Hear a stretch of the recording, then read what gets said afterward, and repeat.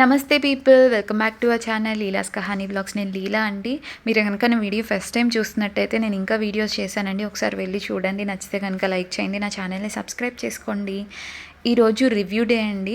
టోటల్గా 10 days of weight loss challenge నేను చేశానండి. 10 డేస్ వెయిట్ లాస్ ఛాలెంజ్లో నేను ఏమేం చేశాను, నేను ఏం ఫుడ్ తీసుకున్నాను, నేనేం తప్పులు చేశాను, నేను ఎంతవరకు కరెక్ట్గా చేశాను, నేను అనుకున్న మెట్రిక్స్, నేను అనుకున్న పారామీటర్స్ అన్నీ నేను రీచ్ అయ్యానా లేదా అనేది నేను ఈ వీడియోలో మెన్షన్ చేస్తానండి, చెప్తాను. ఫుల్ వీడియో చూడండి, మీకు క్లియర్గా ఒక క్లారిటీ వస్తుంది.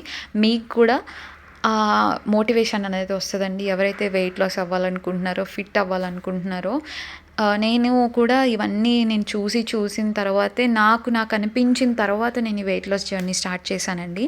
ఫస్ట్ 5 థింగ్స్ నేను మీకు చెప్తానండి. Water, food, sleep, stress and physical activity అనమాట.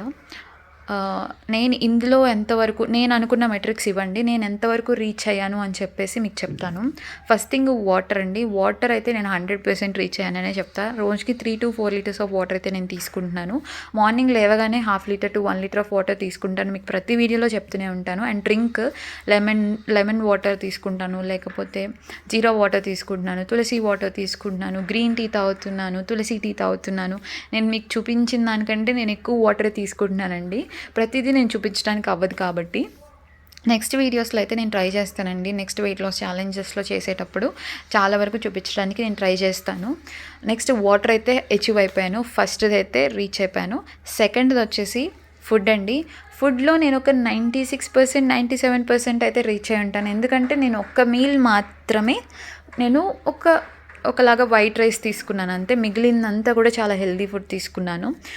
మెయిన్గా మిల్లెట్స్ తీసుకున్నాను అనమాట. ఫాక్స్టైల్ మిల్లెట్స్ తీసుకున్నాను, సామల్ తీసుకున్నాను, లిటిల్ మిల్లెట్స్ అనమాట, అవి కూడా తీసుకున్నాను. నాకైతే టోటల్గా ఈ 10 డేస్లో నేను ఒక 95% వరకు రీచ్ అయ్యాననే చెప్పొచ్చు ఫుడ్ విషయంలో. అది ఒక 5% అనేది కంట్రోలబుల్ అండి. ఎందుకంటే ఒక్కొక్కసారి క్రేవింగ్ అనిపిస్తుంది, ఇంకా తినక తప్పదు కాబట్టి ఒక్క మీల్ మాత్రమే నేను బిర్యానీ తీసుకున్నాను, అది కూడా చాలా తక్కువ తీసుకున్నాను. సెకండ్ది కూడా నేను చాలా వరకు రీచ్ అయ్యాననే చెప్పాలి. అండ్ 100%, 95% ఫుడ్ అండ్ వాటర్ అయితే అయిపోయింది. నెక్స్ట్ ఫిజికల్ యాక్టివిటీ అండి. ఫిజికల్ యాక్టివిటీ నేను ఒక 15% ఏమో చేసి ఉంటాను. ఎందుకంటున్నానంటే ఈ మాట, నేను అసలు వాకింగ్కి వెళ్ళలేదు, జిమ్కి వెళ్ళలేదు, డ్యాన్స్ చేయలేదు, జుంబా చేయలేదు, ఏం చేయలేదు. నేను చేసిందంతా ఓన్లీ స్టెప్స్ ఎక్కడం దిగడం, అది కూడా చాలా తక్కువ సార్లు. 10 డేస్లో ఒక 5 డేస్ వేసుకోండి, 5 టైమ్స్ ఎక్కి 5 టైమ్స్ దిగాను. ఎందుకు అంటే నాకు ఆఫీస్ టైమింగ్స్ని బట్టి నాకు ప్రతిసారి కుదరదు కాబట్టి నేను త్వరగా వెళ్ళడం, త్వరగా రావడం, నాకు స్లీప్ కూడా సరిగ్గా లేదు. నెక్స్ట్ మెట్రిక్ స్లీప్ అండి. స్లీప్ కూడా సరిగ్గా లేదు. అదైతే నేను టోటల్గా అయితే 0 అనే చెప్తాను.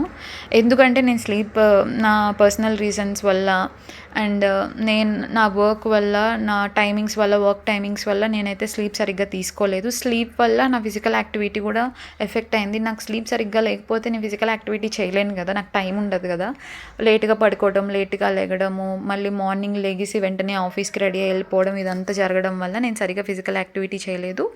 అండ్ ఇంకొకటి స్లీప్ కూడా సరిగ్గా లేదనమాట. నేను sleep and physical activity metrics అయితే నేను రీచ్ అవ్వలేదు, only food and water reach అయ్యాను. Next thing, main thing stress అండి. ఇదైతే అన్కంట్రోలబుల్. ఎందుకంటే మనకున్న సిచ్యువేషన్స్ని బట్టి, మనకున్న కండిషన్స్ని బట్టి, మనం ఇప్పుడు ఫేస్ చేసే దాన్ని బట్టి మన స్ట్రెస్, యాంగ్జైటీ అనేది బేస్ చేసుకొని ఉంటుందన్నమాట.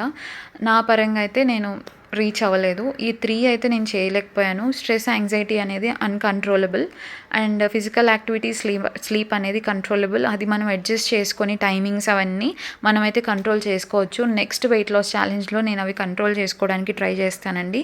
యాంగ్జైటీ కూడా నా పరంగా నేను 100% ఎఫర్ట్స్ పెట్టయితే అది కూడా కంట్రోల్ చేసుకోవడానికి ట్రై చేస్తాను. నేను అనుకున్న గోల్స్ రీచ్ అవ్వడానికి అయితే నేను ట్రై చేస్తానండి.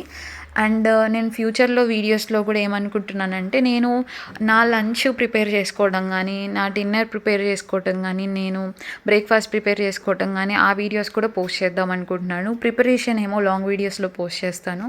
అండ్ డైట్ వచ్చేసి షార్ట్ వీడియోస్లో పోస్ట్ చేద్దాం అనుకుంటున్నానండి. ఎంతవరకు వీలైతే అంతవరకు నేను పోస్ట్ చేయడానికి ట్రై చేస్తాను. మీ అందరి సపోర్ట్ కూడా నాకు కావాలండి.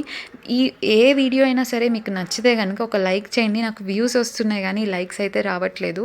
మీకు నచ్చితే కనుక లైక్ చేస్తే ఖచ్చితంగా నాకు అది ఒక మోటివేషన్ లాగా, ఇన్స్పిరేషన్ లాగా అనిపిస్తుంది. నేను ఇంకా చేయాలి అని చెప్పేసి. చాలామందికి మన వీడియోస్ చూసి కూడా చాలా బాగా అనిపిస్తుంది అనమాట.